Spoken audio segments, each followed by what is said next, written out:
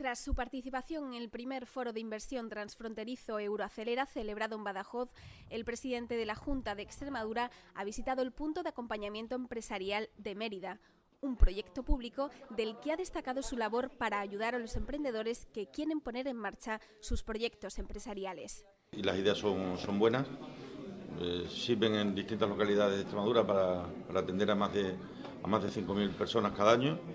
que vienen con su ilusión, que vienen con su proyecto, que vienen para que se les oriente o para que se les ayude o para que se les informe, para que se les permita acceder a su plan de empresa, a la orientación y a la financiación adecuada. Y es una parte de la estrategia, obviamente, ¿no? Aquella que tiene que ver con el nacimiento de un nuevo proyecto, sea de autónomo, sea de una pequeña o mediana empresa, ¿no? Durante su visita, Fernández Vara ha tenido un encuentro con empresarios y emprendedores con los que ha reflexionado sobre el mapa de las necesidades del futuro y cómo debemos estar formados para dar respuesta a estos retos.